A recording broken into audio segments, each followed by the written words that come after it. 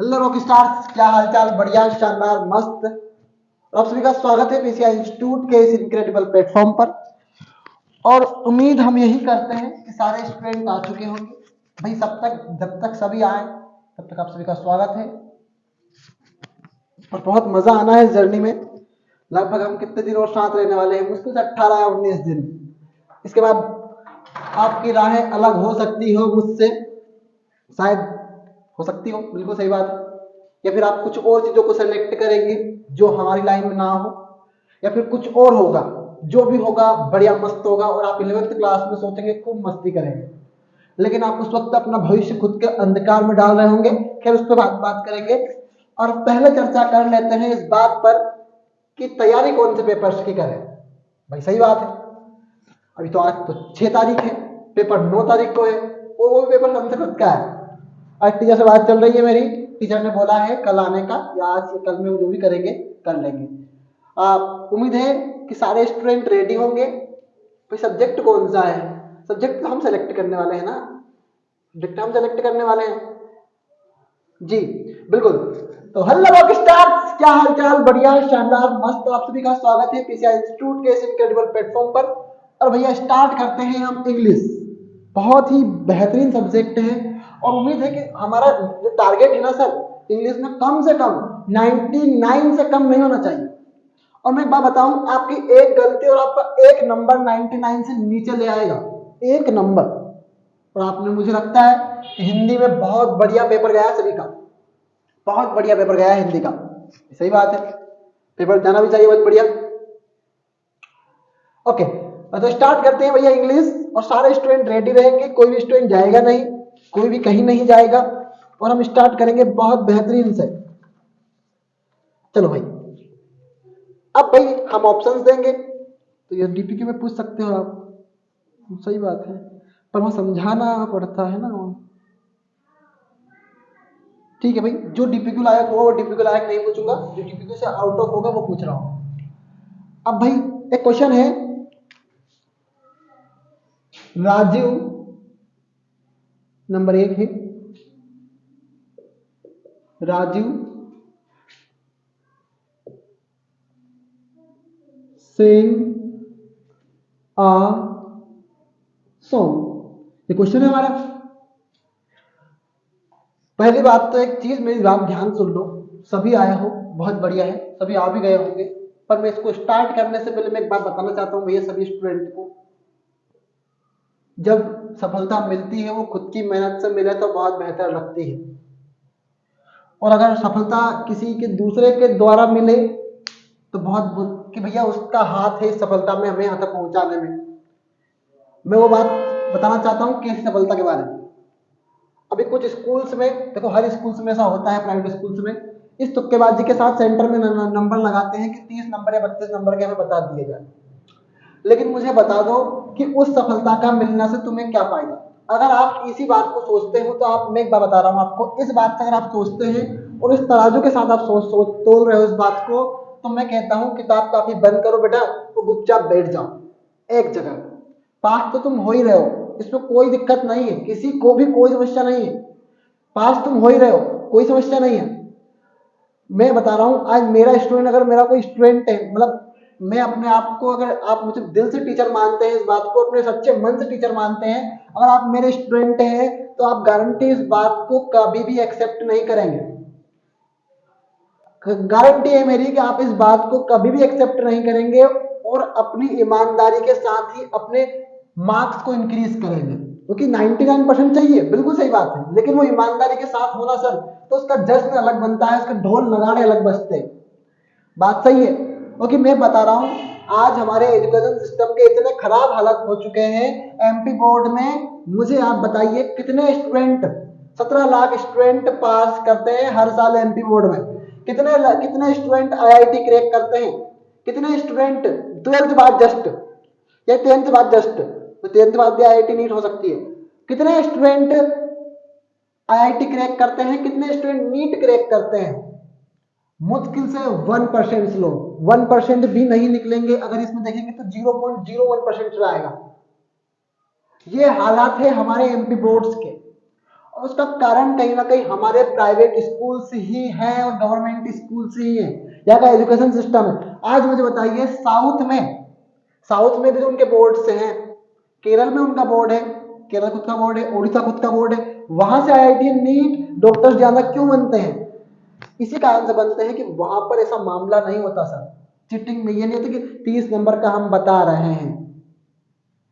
कारण एक ही है कि देखो जो चीजें मिल रही है उसे बिल्कुल आप गेन कीजिए, लेकिन अपनी ईमानदारी के साथ। आज एमपी बोर्ड बहुत सारे बच्चों के भविष्य के साथ बर्बाद कर रहा है, कहीं ना कहीं टीचर्स बहुत सारे बच्चों को भविष्य बर्बाद कर रहे हैं। असल में वो जो टीचर्स ऐसा कर रहे हैं वो असल में टीचर नहीं है, वो सिर्फ अपने आप को प्रसिद्ध करने के लिए काम कर रहे हैं। और मैं तो इस बात का हमेशा खंडन करता हूं। अपने स्कूल को प्रसिद्ध करने के लिए कर रहे हैं कि हमारा अच्छा रिजल्ट होगा, तो क्या कर लोगे उस अच्छे रिजल्ट को पाकर? मुझे बताओ आप क्या कर लोगे उस अच्छे रिजल्ट को पाकर? कुछ नहीं मिलना है। असल में कहानी वही होगी जो आप लिखेंगे, आपकी ईमानदारी से लिखेंगे, आपके धैर्य से लिखेंगे। और मैं बता रहा हूं उन टीचर्स को भी, मैं उन स्कूल्स को भी यहाँ पे हाथ जोड़ के मैं यही कहता हूं, प्लीज अपने स्टूडेंट का फ्यूचर परसेंट से मत तोलिए। मैं 99% का मतलब यही होता है कि आपको उस क्लास का 100% ज्ञान है, उसमें आपको एक एक अक्षर याद है। अच्छा ईमानदारी बताइए, अगर कोई ऑफलाइन स्टूडेंट मेरे से पढ़ा हो स्कूल में, तो मुझे ये बताइए, 2-3 स्टूडेंट होंगे यहाँ पर, मुझे ये बताओ तुमको क्या मैंने एक एक लाइन नहीं पढ़ाई क्या एनसीईआरटी की? नहीं पढ़ाई क्या तुम्हें एनसीईआरटी की? अगर कोई है यहाँ पर ऑफलाइन में, तो एनसीईआरटी के मैंने एक एक लाइन नहीं पढ़ाई क्या? मैंने एग्जैक्टली एक एक लाइन ही पढ़ाई थी स्कूल में। लेकिन मैं उन स्कूलों से कहना चाहता हूं, please don't destroy our champions future. उनके भविष्य को बर्बाद मत करिए। ये 30 नंबर 32 नंबर वाली जो खेल खेल रहे हो ना सर, बहुत घाटा देगा इन बच्चों को आगे के भविष्य में।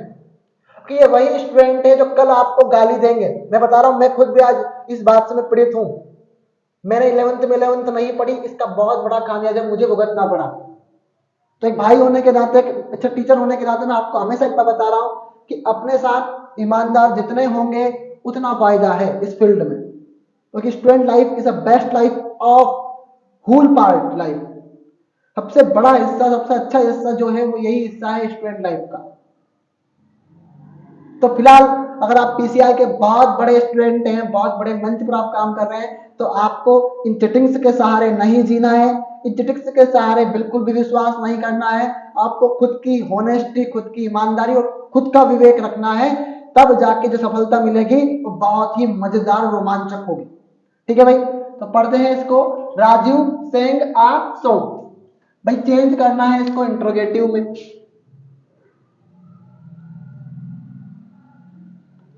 कल जब मैंने ये बात सुनी तो मैं अंदर से हिल गया था कि मैं किस एजुकेशन सिस्टम को चेंज करने की बात कर रहा हूं।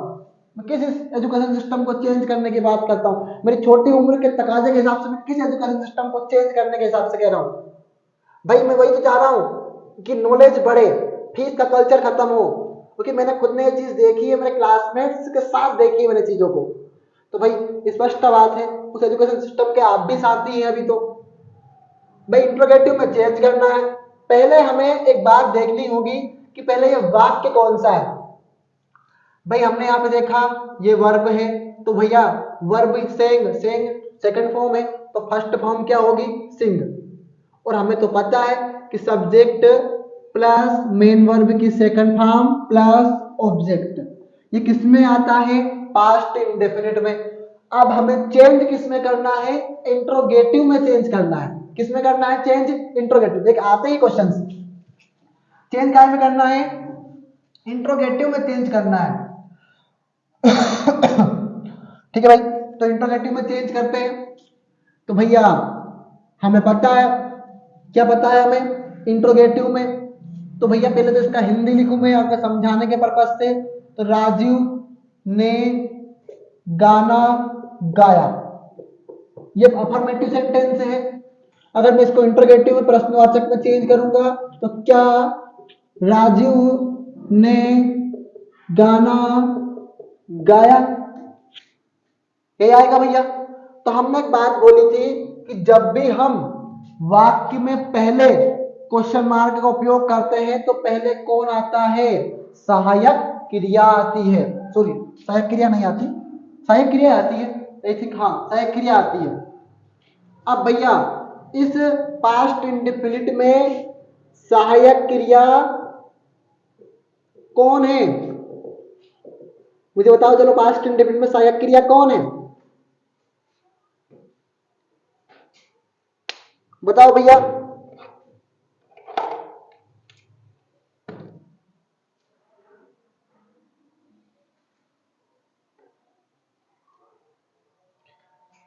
Exactly did.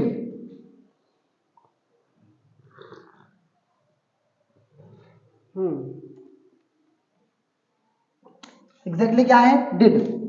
तो हम क्या लगाएंगे भैया, पहले डिड, डिड कौन, राजीव।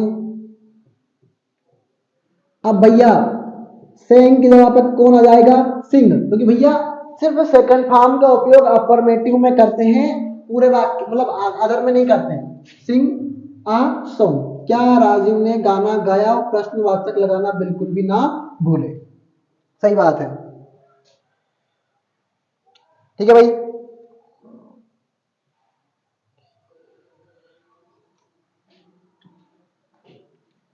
अब भैया नंबर 2 वाक्य जो कि फेवरेट है, ही डज हिज वर्क। चलो भैया आपकी बात, चेंज करिए इसको नेगेटिव में, जल्दी जल्दी।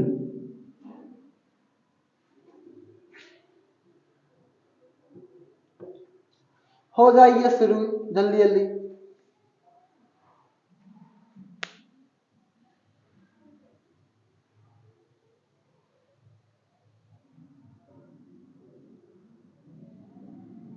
चेंज करिए इसको नेगेटिव में।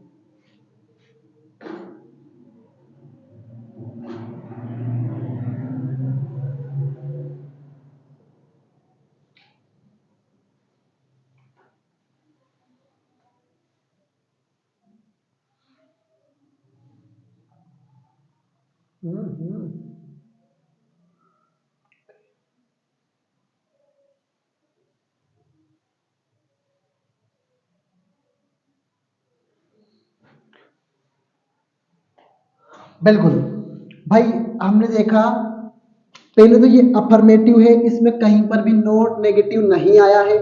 अब भैया हमने देखा इसमें ई एस आया है, और एक ही टेंस है जिसमें S E S I S आता है, वो है प्रेजेंट इंडेफिनिट, और ये टेंसा। टेंशन दे रही है आप हमें बहुत ज्यादा। भैया आता है पेपर में ऐसे क्वेश्चंस, अफसर पूछता है, मेरे को क्या पता है, तो नहीं बता देता है। हाँ आंसर भाई, ठीक है, ओके। अब भैया ये तो अफर्मेटिव की बात हो गई कि अफर्मेटिव का हमने देखा subject plus main verb plus S या ई एस या I E S, S E S या आई ई एस, किसमें, अफर्मेटिव में, प्लस ऑब्जेक्ट,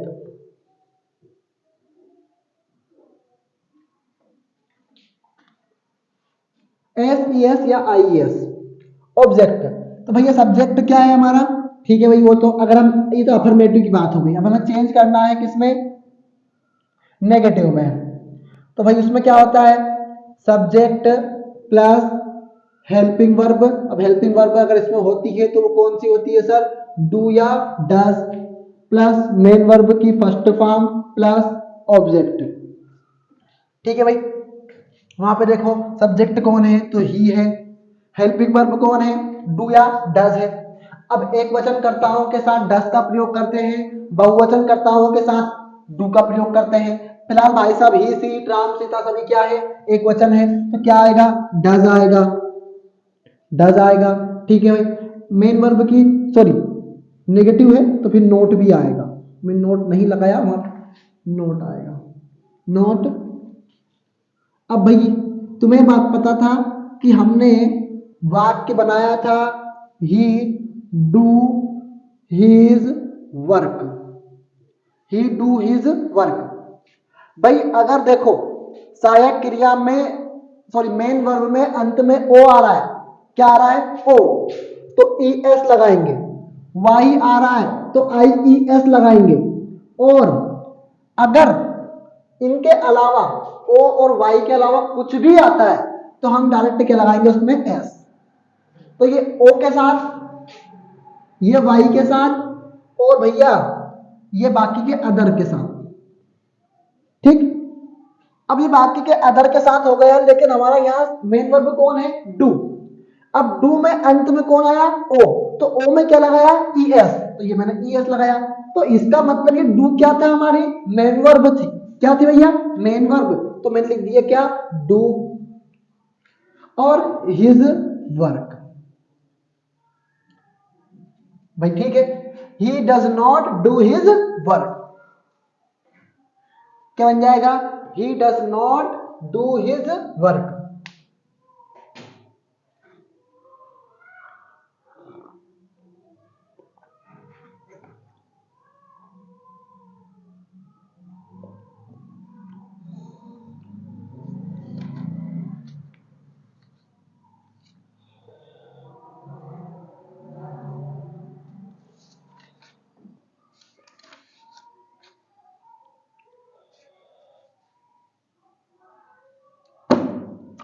अगला क्वेश्चन है हमारा अनलेस वाला, कौन भैया, अनलेस वाला।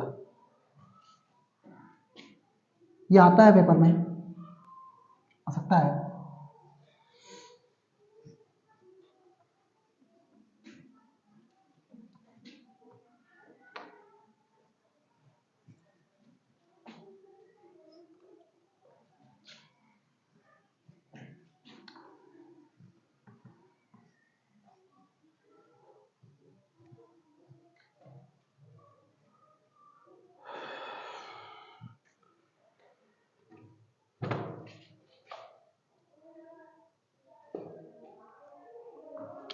कौन सा क्वेश्चन भैया, अगला क्वेश्चन नंबर 1 है, if you hard work, you work hard,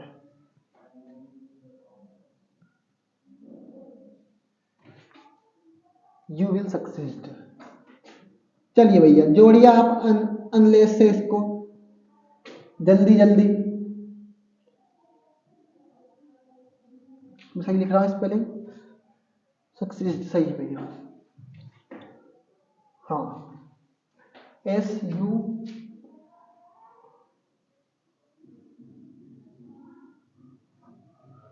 जोड़िए भैया इसको अनलेस से, जल्दी जल्दी।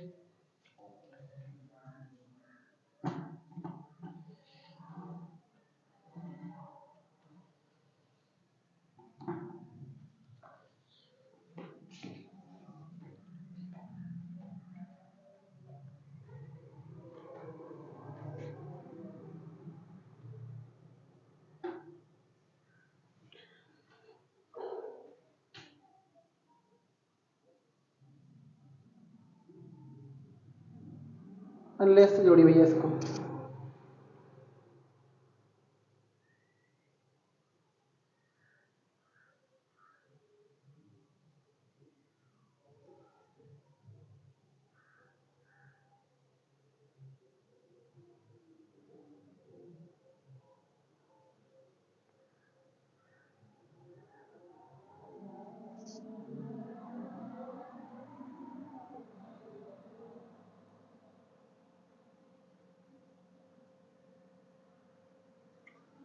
अनलेस से जोड़ना है इस वाक्य को, हमें बहुत बेहतर तरीके से वाक्य जोड़ना है। फिलहाल आप जोड़िए भैया, आपकी ड्यूटी है यहाँ पे।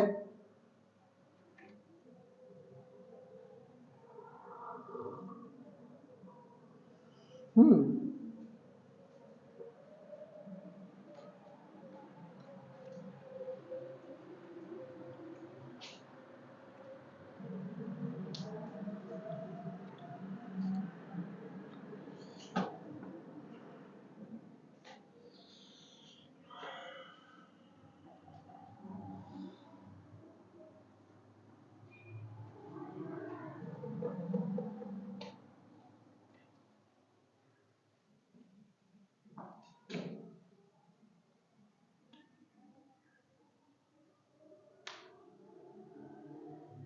हम ठीक। अनलेस इस वाक्य को हमें जोड़ना है। इफ के स्थान पर हमें अनलेस का प्रयोग करना था। वो कह सकता है रीराइट विथ इफ, मतलब इफ के स्थान पर आपको अनलेस का प्रयोग करना है, कह सकता है ऐसा। तो हम आंसर डाक लिख देते हैं। इफ के स्थान पर हमने किसका प्रयोग किया भैया? अनलेस लिख दिया। Unless you work hard. अब इसका मतलब ये हुआ कि यदि आप कठिन परिश्रम नहीं करते हैं। अब भाई ये मुझे बताओ, उसने बोला इफ यू वर्क हार्ड, यदि आप तुम कठोर परिश्रम करते हो तुम सफल हो जाओगे। बात कर ली। Unless you work hard, unless यदि तुम कठिन परिश्रम नहीं करते हो तो भी क्या सफल हो जाएगा? वो तो भी सफल हो जाएगा नहीं। तो इसका मतलब ये है कि यहां पर भी नोट आएगा। क्या आएगा भाई? यहां पे भी नोट। तो यू विल नॉट सक्सीड। और जिनका गलत है उन्हें बहुत बहुत बधाई है। सही है उनको तो बहुत ज्यादा बधाई है। ठीक है, तो ये बहुत इजी इजी क्वेश्चन है ऐसे। अगला क्वेश्चन है हमारा, मारकर उनको सबको बीमारी लग जाती है ऐसे। He is so fat that he can not run fast. अब भैया आपसे कह सकता है कि सो दैट के स्थान पर किसका प्रयोग करिए? टू टू का। कोस किसका? टू टू का। अब टू टू का मतलब होता है ताकि नहीं। मतलब ये कहने का कि सो दैट मतलब ताकि, इतना कि जिसमें हम किसी मात्रा को बताएं। अब भाई हमसे बोला है he is so fat, he is मतलब वो बहुत ज्यादा मोटा है। दैट वह इतना मोटा है कि वह भाग भी नहीं सकता, तेज दौड़ नहीं सकता। अब जोड़ना किससे है? जोड़ना किससे है? टू टू से। किससे जोड़ना है? टू टू से। अब भाई पता ही है कि सो के स्थान पर ये वाले भैया आएंगे, डेट के स्थान पर ये वाले भैया आएंगे, तो इनको तो लिखो पहले। ठीक है भाई, ही इज टू फैट। क्या भैया? ही इज टू फैट भाई। ओके, फिर इसके स्थान पर स्मॉल टू आ गया। अब भैया जब इसमें ही नहीं आ गया है तब इसका ही मतलब नहीं है, तो मैं क्या क्यों लगाऊं यहां पर नोट? फिर जब इसी वाक्य में इसका मतलब हो गया है, यहां पर आ गया कि वह इतना मोटा नहीं है। क्या भैया? वह इतना मोटा नहीं है। टू भाई इसमें से हम क्या हटाएंगे? ही हटाएंगे, केन हटाएंगे और नोट भी हटाएंगे। याद रखना ये बहुत ही आईएमपी क्वेश्चंस हैं। और इसी प्रकार आपको टू टू भी जोड़ना है। इसी प्रकार वहां पर आपको टू जोड़ना रहेगा। He is too fat to run fast, वह इतना मोटा नहीं है कि वह तेज दौड़ पाए। तो कहने का मतलब ये ही भी हटा, कैन भी हटा, नोट भी हटा दूसरे वाक्य में से। किस में से? दूसरे वाक्य में से ही भी हटा, कैन भी हटा और नोट भी हटा।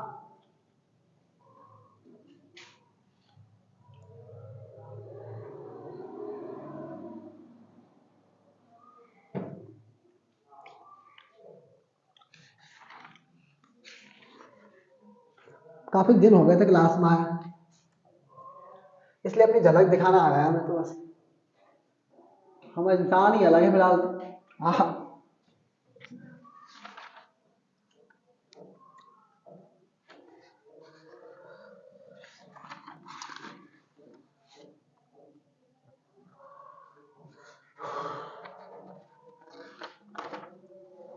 रुको भैया थोड़ा सा और।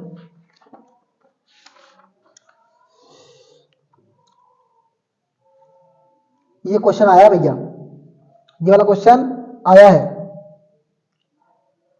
पक्का में आया भैया। अगला क्वेश्चन है, चलो भैया आपके लिए बहुत बढ़िया क्वेश्चन है, number 3। The boy is nephew, boy is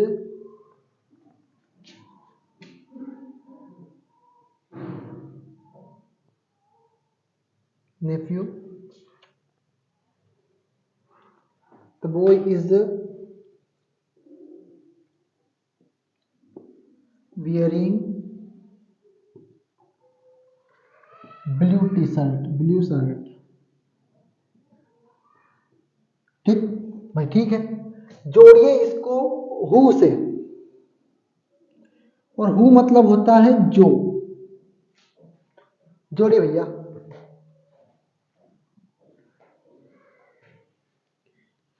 madam नहीं कोशिश कर रहे हो ना, सबसे बड़ा घाटा खाओगे भैया।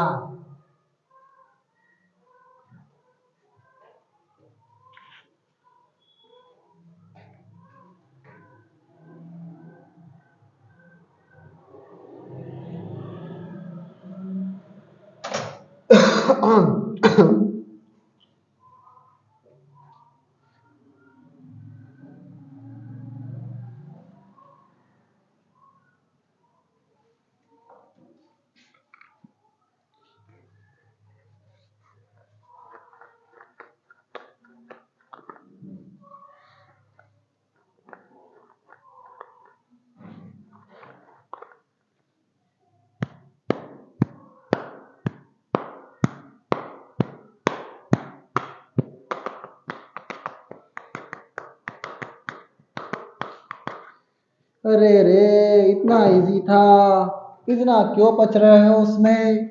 The boy is my nephew,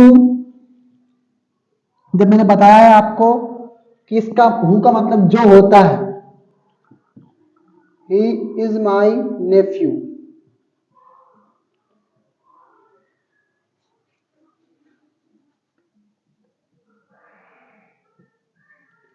who is, भैया इसके स्थान पर, द बॉय के स्थान पर हम किसका प्रयोग करेंगे, हो, हु का। wearing blue shirt.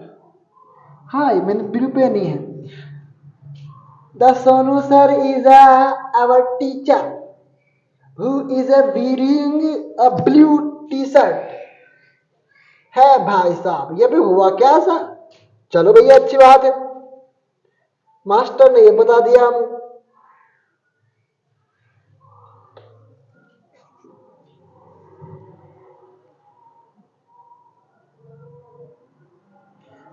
अब भाई अगला क्वेश्चन है,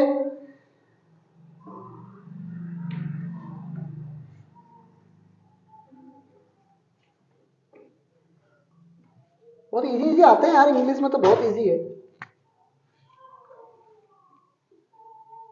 द पुलिस अरेस्टेड दीप, दीप का मतलब होता है चोर। चेंज करो नेगेटिव में।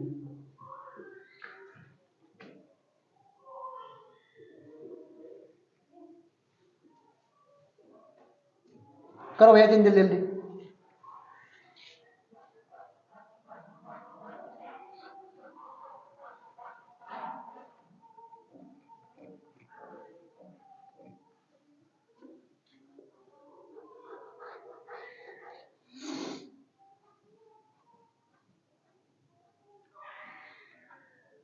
भाई अरेस्टेड आया है, अरेस्टेड।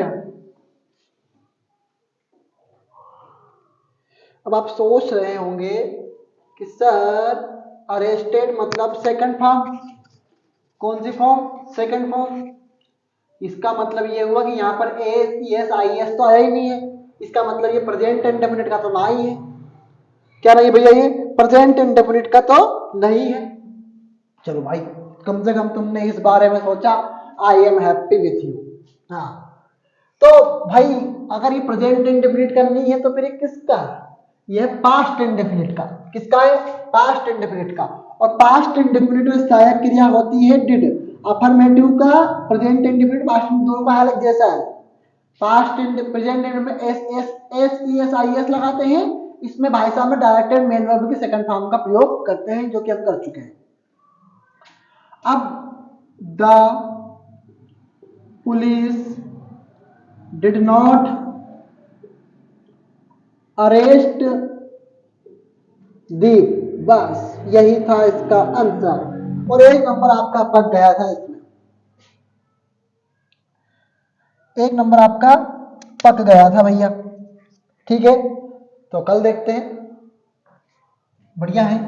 और मैं एक बात फिर कहना चाहता हूँ इसी प्लेटफॉर्म के माध्यम से, क्लास थोड़ी सी, अरे भाई क्या कर रहे हैं मास्टर, चलो भाई कहना चाहते हैं डीपीक्यू है जनरल क्लास का, कौन सब्जेक्ट का होगा देख लेंगे बाद में।